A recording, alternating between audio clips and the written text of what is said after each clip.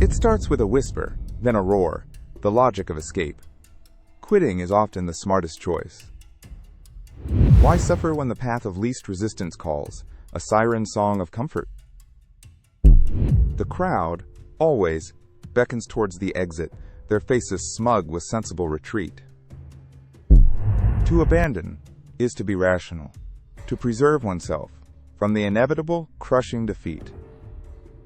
They leave, one by one, their departure a silent judgment on your lingering foolishness. The silence they leave behind is deafening, a vacuum where shared effort once resided. They seek solace in shared failure, a comforting narrative that absolves them of trying harder. You watch them go, a part of you screaming to join their sensible, pain-free ranks. It is a choice, the easy out, or the crushing weight of singular defiance. And then, you are the last one, staring at the dying flame. This ember, once a roaring inferno, now barely holds a whisper of heat. It's a symbol of a dream, a cause, a truth the world decided was inconvenient. Your hands, the only ones left, cup around its fragile existence. A desperate act, born of a conviction that burns hotter than the flame itself. The world scoffs. Your past self perhaps would too. But you stand, because the alternative for you is unthinkable. This isn't hope. It's stubbornness. It's defiance carved into bone. The initial cost? Your reputation, your sanity, whispered away by doubt. The price of being the fool who believes in what everyone else abandoned. The first chill wind bites, and you lean in closer, offering your own warmth.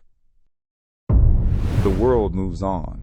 The city hums with progress, oblivious to your vigil. Nights bleed into days. Fatigue becomes a constant companion, a lead blanket.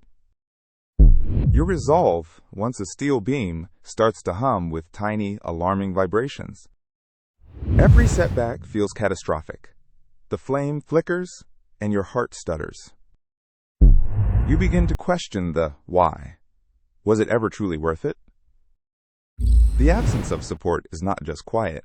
It's an active, oppressive pressure. Your hands are raw, scraped from endless tending, patching, protecting. Sleep offers no true rest. The flame's survival haunts your dreams. You are a ghost, moving through the world, unseen, unheard, consumed by your vigil. This is the cost of singular purpose. You cease to exist for anything else. The flame demands your breath, your attention, every waking thought. It is an unceasing drain, a perpetual siphon on your very life force. Your vision narrows. The world beyond the flame fades into irrelevance. Social circles dwindle. Friends, confused, eventually stop calling. They don't understand. How could they? They saw only the dying, not the fight. The loneliness isn't just an emotion. It's a physical ache in your chest. Every sacrifice you make is unacknowledged, uncelebrated, unseen. You become defined by this one impossible task. It becomes your entire identity. The whispers of surrender become louder, more insistent, almost comforting. They promise an end to the pain, a blessed release from this crushing burden. But the flame, your flame, is all that remains of who you once were. To let it die is to let a part of yourself, your deepest conviction, perish. So you dig deeper. You find a reservoir of strength you didn't know existed. It's not hope. It's pure, unadulterated, desperate will. The flame sputters, then flares, momentarily stronger. A fleeting victory, a cruel trick of light in the deepening gloom. The world yawns. Your monumental struggle is a footnote in the grand indifference. The flame flickers again, weaker this time. Its dance becomes a death rattle. Fear, cold and sharp, pierces through your exhaustion. What if all this, all of you, was for nothing?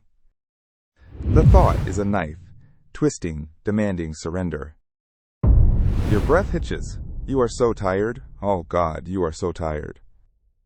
Every fiber of your being screams for release, for oblivion. But the flame, it's still there, a pinprick of rebellion in the dark. You hate it. You hate its fragility, its demands, its unwavering existence. And you love it, because it is the only true thing left in your shattered world. You curse it, you plead with it, you beg it not to die. This is not courage, it's terror, distilled into a grim resolve. The exhaustion becomes a part of you, a dull hum in your bones. You have traded your entire being for this singular, impossible defense. No one will know the depths you plumbed, the battles you waged alone. They will only see the outcome, if it ever arrives. And even then, the truth of your sacrifice will be lost to time. You are a monument to a forgotten war, a nameless sentinel. The dying flame, your burden, your curse, your everything. Your hands tremor, your vision blurs. One last surge. A guttural roar escapes you, a testament to unyielding will. The cold of the world, the indifference of humanity will not claim this. You pour your very essence into that failing spark, again and again. Your past, your future, your joy, all fed into the mouth of this demanding light. The fear of failure, the fear of being wrong, they are constant, searing companions. But the alternative, silence, cold, empty surrender, is worse. So you hold, with a grip that has transcended mere flesh and bone. Your purpose is not to succeed, but to ensure this spark lives, even if only for a moment more. The flame, finally, flickers back with a stubborn resolve, mirroring your own. A profound, terrible kinship forms between you and the dying light. You are no longer just its protector. You are its last, desperate heartbeat. The price of being the one who protects a dying flame is everything. Every dream sacrificed, every comfort denied, every tear unspoken.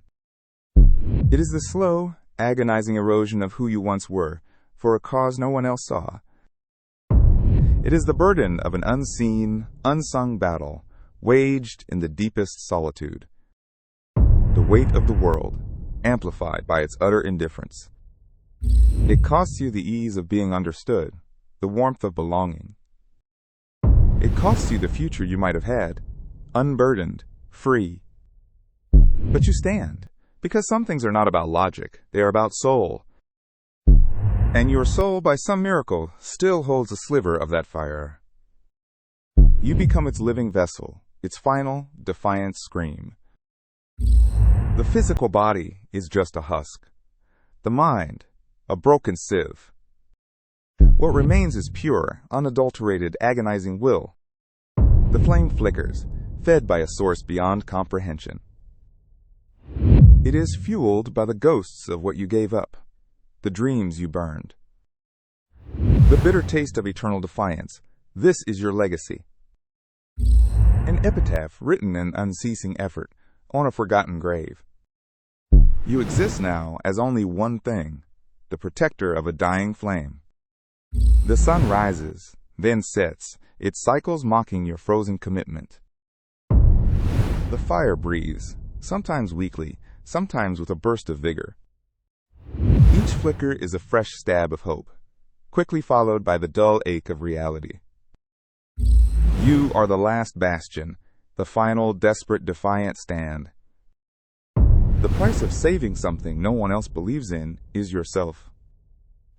You will never return to who you were. That person is gone. What remains is forged in fire, tempered by despair, hardened by solitude. You are the living cost of perseverance, a terrible, beautiful truth.